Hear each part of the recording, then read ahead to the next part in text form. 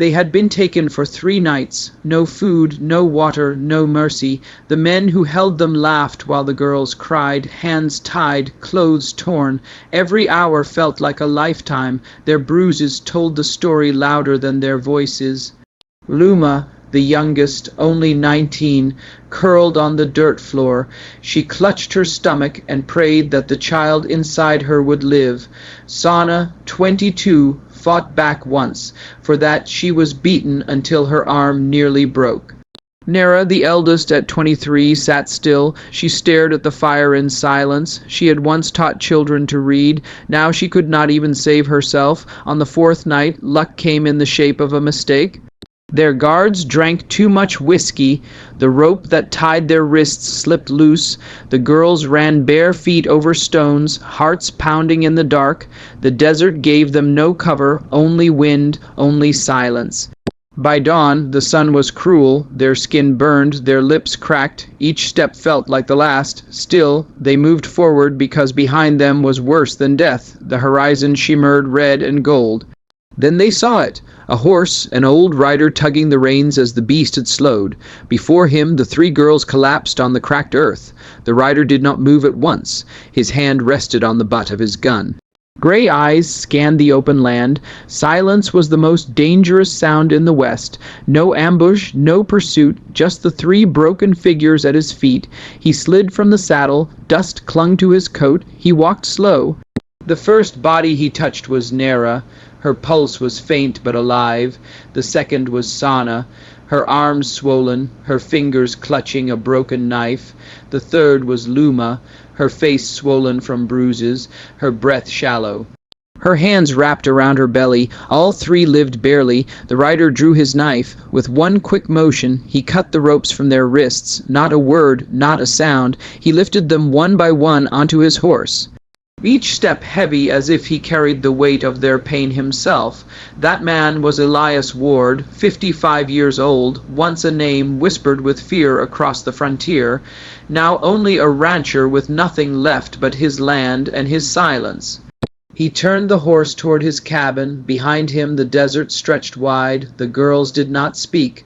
They were too weak, but one thought lingered. Why would any man risk his life for 3 broken women who had nothing to give? As the horse carried them toward shelter, Elias kept his eyes on the horizon. He knew what the girls did not. Men like the Red Sash Riders did not forgive. If they lost their captives, they would come hunting. They always came hunting. The question was not if, the question was when, and when they did arrive, would Elias fight for 3 strangers, or would he send them back into the desert to save himself? The cabin was dim and smelled of dry wood. Elias pushed the door open and carried the girls inside. He set them down on old blankets spread across the floor. The heat of summer pressed through the thin walls. Sweat ran down their faces as they lay still. Luma stirred first. She opened her eyes and blinked against the light that slipped through the cracks. She tried to sit up, but Elias pressed a cup of water into her hands. She drank fast and coughed, then clutched her belly with both arms. Sona woke next. Her arm throbbed, and she winced as she pulled herself up against the wall. Her eyes were sharp, filled with anger and mistrust. She spotted the rifle leaning in the corner and frowned. "What do you want from us?" she demanded. Elias tore a strip of cloth from an old shirt and bound her arm without a word. When she asked again, he spoke at last. "Nothing," he said. "Rest." Nera opened her eyes slow. She watched him move about the cabin. He placed a bucket of water near the door, checked the window shutters, then sat in a chair with his gun close. Something about the way he moved was too precise, not like a tired farmer, more like a man waiting for a fight. When Elias stepped outside to fetch more water, the girls whispered to each other. Luma tugged at the edge of a trunk shoved under the bed. It creaked open. Inside lay a worn leather belt with empty holsters, a badge black with age, and bullets lined in neat rows. Sana pulled out a long coat, heavy, with tears at the shoulder where a bullet had once struck. Nera lifted a knife. Its blade was clean, sharp, and well cared for. She looked at the others and shook her head. "This man is not what he seems," she said. "He has seen battles. He has hunted before." The air grew heavier. Suddenly, the idea of safety felt less certain. Were they in the home of a savior? Or had they stepped into another kind of danger? The sound of boots on the porch made them snap the trunk shut. Elias came back in carrying a pail of water. He glanced at them, but said nothing. His gray eyes revealed nothing. Yet each of the girls felt as if he knew they had looked where they should not. The silence was thick as dust. No one spoke, no one moved. Only the steady creak of the chair as Elias sat back down with his rifle close. Then Sana stiffened. Through the gap in the window she saw it. On the fence post hung a strip of red cloth fluttering in the hot wind. Not placed by chance. It was a sign. The Red Sash riders had found their trail, and they were telling Elias Ward they would be back. So the real question was no longer who Elias was. The question now was what he would do when the riders returned. The red cloth on the fence fluttered like a warning flag. All day the girls stayed close to the cabin. Every sound in the distance made them jump. Elias moved little, only sitting on the porch with his rifle across his lap. The sun burned low and the air grew heavy. Then came the sound of one horse, slow and steady. Dust rose as a lone rider came into view, a thin man with a red sash across his chest and a grin that showed more malice than mirth. He stopped at the gate and leaned in his saddle. "You got something that belongs to my brothers," he called out. His voice was smooth but carried the weight of a threat. Elias did not stand. He only shifted his eyes to the man. "They do not belong to anyone," he said. The rider chuckled. "You think you can hide them here. You think we won't come back. You got 3 days, old man, 3 days to hand them over. After that, the rest of us ride in and burn this place down." The girls listened from the doorway. Luma clutched her blanket. Saw's jaw tightened as if she was ready to charge at the rider herself. Nera held her breath, eyes locked on Elias. Elias rose at last. He stepped to the rail and rested one hand on it. His voice was calm, but the calm of a storm ready to break. "This is my land, the girls stay. If you or your brothers come back, you best be ready to dig graves." The rider's grin faded for a heartbeat. Then he spat in the dirt and turned his horse. "You got 3 days, rancher." He rode off slow, letting the sound of hooves carry his warning. Silence fell again. The girls looked at Elias, searching his face for fear. They found none, only a man already making plans in his mind. Inside the cabin, Nero whispered, "They will return, and they will not be alone." Elias began to clean his rifle, his hands steady and his eyes distant.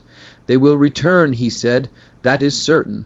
What was not certain was how 3 broken girls and 1 weary rancher could turn a dying cabin into a place worth defending. And before we see how they fight back, let me ask you something. If this story of the Old West has kept you here, give this channel a subscription. It is the best way to keep these tales alive and to make sure you do not miss the next chapter, because the question now is simple. Will Elias Ward and the girls stand together when the riders return, or will fear tear them apart before the fight even begins? The rider was gone, but his words stayed like a nail driven deep. 3 days, 3 days until the riders came back. Elias stood in the yard, staring at the fence posts, leaning crooked in the wind. "This place will not hold unless we make it strong," he said. His voice was steady, not loud, but enough to cut through the heavy air. Sonic crossed her arms. "You think 3 women can fight off killers?"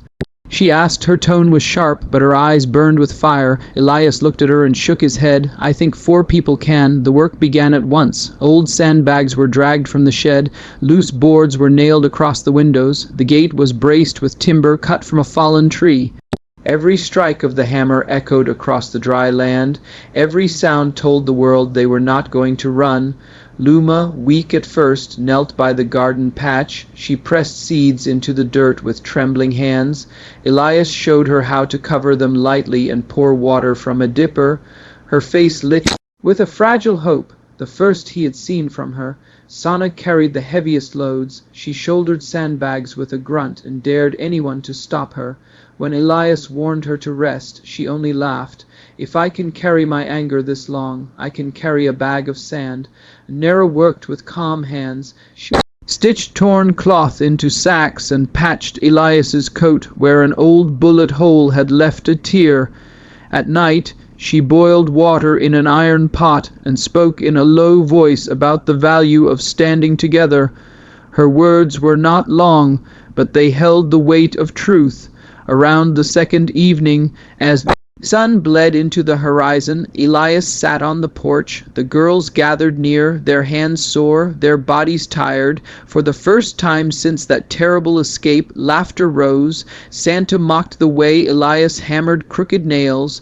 Luma hummed a song her mother once sang. Even Nera smiled as she placed a steaming cup of coffee into Elias's weathered hands. It was in that moment that Luma spoke softly back there. I said, "We cannot live without a man." She looked up, her eyes brimming. But now I see we do not live because of one man. We live because we choose to stand together. The words hung in the warm evening air. For Elias it was enough. For the girls it was the start of something new. But peace never lasts long on the frontier. On the third night, before the moon climbed high, a single rider appeared at the edge of the yard. He was older, with a beard white as bone. His red sash faded from years of sun. He did not raise his gun. He only pointed at Elias. "I know that face," he said with a bitter laugh. "You are not just some rancher. You are Elias Ward, the Hound of Red Mesa, the man who hunted my brother down and left him in the dust." The girls froze. Their eyes turned to Elias, waiting for his answer, and the question hung heavier than any bullet. What kind of man had they trusted all this time? The old writer's words cut through the night like a knife. The girls stared at Elias, their faces pale in the moonlight. They had trusted him with their lives. Now they learned he had once been feared across the frontier. Elias did not deny it. He looked at the old rider and spoke plain. "Yes, I'm a lot sword, and I did what I had to do in Reed Mesa. If you came here for revenge, then come. But know this, you will not take them." The rider's grin faltered. He spat in the dirt and turned his horse. "I will not waste my men on you tonight," he said, "but you know we will come again." When he was gone, the yard fell into silence. The girls waited for Elias to explain. Thumb, he sat down slow, his rifle across his knees. "I was a hunter once. Men feared me, but fear is not what builds a home.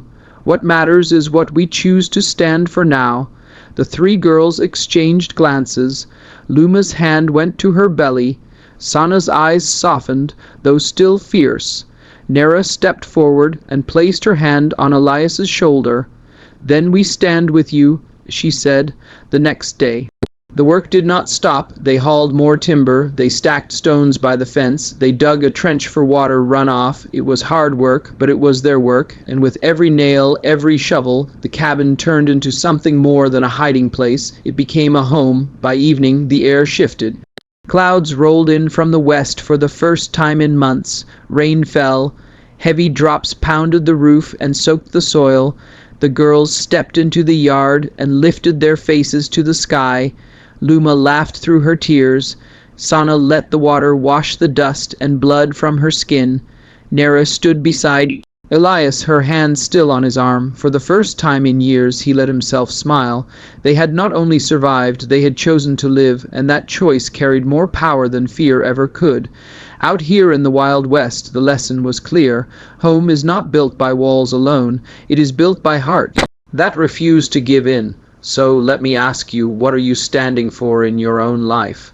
Where is the soil beneath your feet that is worth planting in? If this story touched you, give it a like. And if you want more tales from the frontier, subscribe to the channel. Your support keeps these voices alive. It helps these forgotten roads echo again. Elias Ward once lived as a man feared for his gun.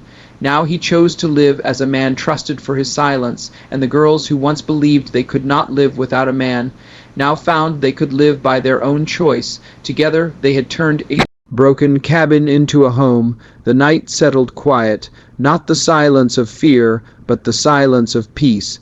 And perhaps that is the only ending worth keeping.